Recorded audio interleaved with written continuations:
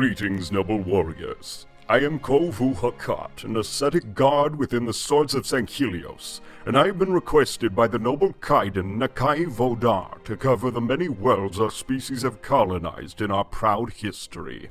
With the coming calamity drawing near, I believe that the time has come for you to learn more about our sphere of influence if we are to band together to defend these worlds against the darkness. So without further delay, let's begin. After achieving spaceflight, the Sangheili spread to the stars, searching for both resources that could be used to build and power spaceships and planets which contain Forerunner relics to worship. By the time of the War of Beginnings, there were a total of 76 Sangheili colonies. Quikost and Suban, the moons of Sangheili, were among the first colonized, with the Sangheili setting up armories on Quikost and mines on Suban. Quikost is home to large Sangheili population centers, major industrial sites, and many significant armories. The vast wilderness of Quikost is home to several Sangheili hunting preserves. The mines of Suban hold the crystalline raw material blamite, used in the ammunition of many of our weapons.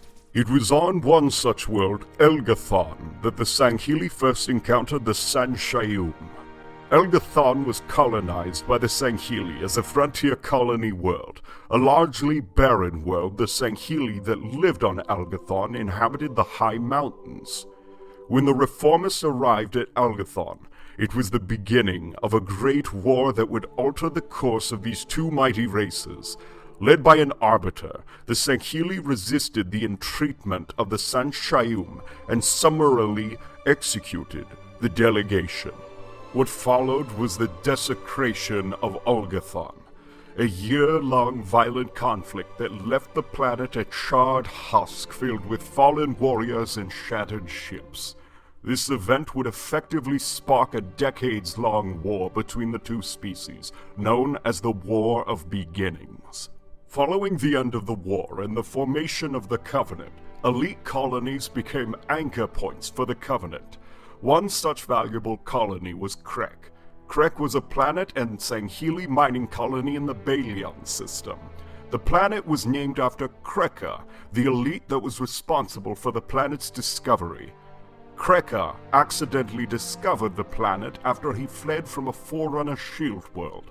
The planet's atmosphere was mostly composed of methane, requiring Krek's colonists to live in translucent, meteorite-scarred colony domes.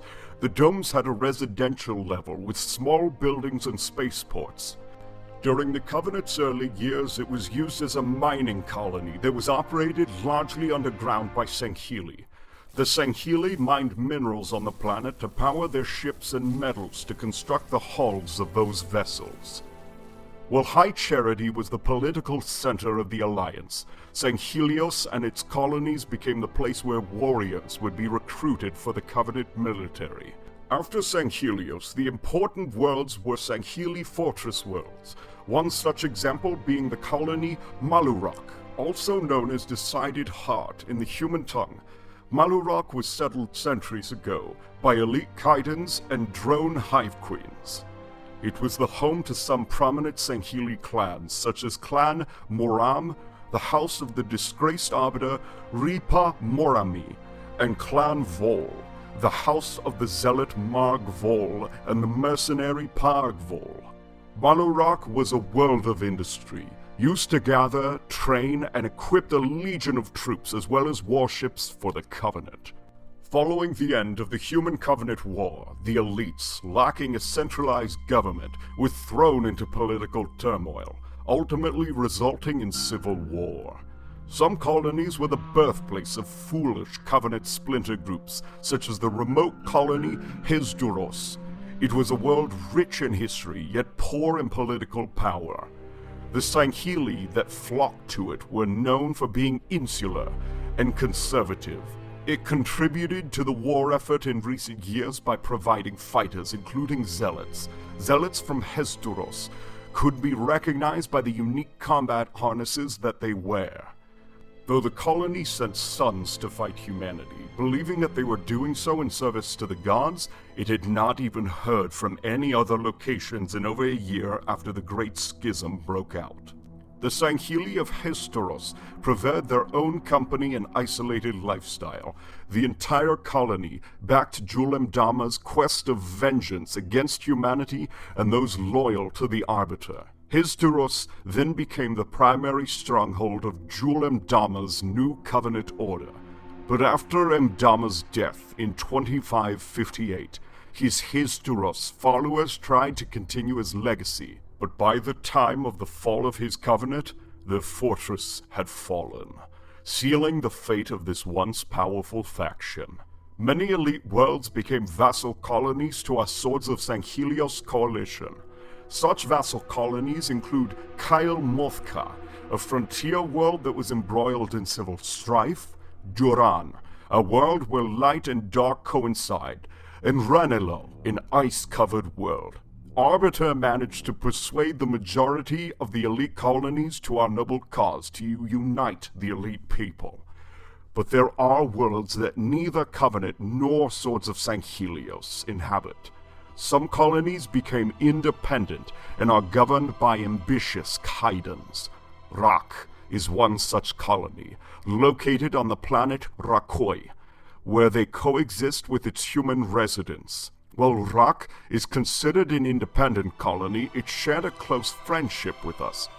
Rak is currently under the lordship of Kaidan Akatol Dekaj after bringing stability back to the city-state after a brief civil conflict with the colony's previous Kaidan and his cousin Tharus Sorav. Recently, we've discovered an ancient independent colony that even outlived the Old Covenant, the Refuge. It's home to the descendants of elites that had rebelled against the Empire shortly after its inception. These descendants are known as the Usans, named after the founder of the colony, Usa Zilis. We are now attempting to modernize this colony, and all the while trying to learn their wisdom, as they are the last remnants of our ancient ways. The Usans are led by the noble Kaidan Bartol Zilas. Other planets aren't as noble as these colonies, such as the backwater world of Karava. Located in the middle of contested space, it has numerous trading ports, such as Kor Delban, where you will never find the worst kind of scum and villainy.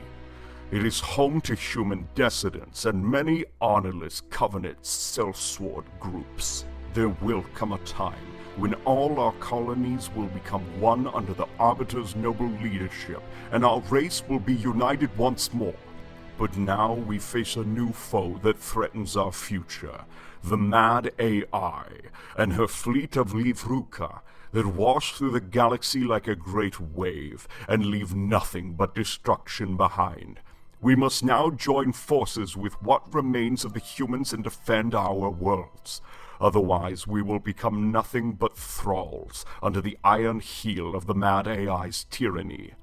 I look forward to joining you humans on the battlefield, but until then, may Ur's everlasting light guide your path. Victory to clan and kin humans.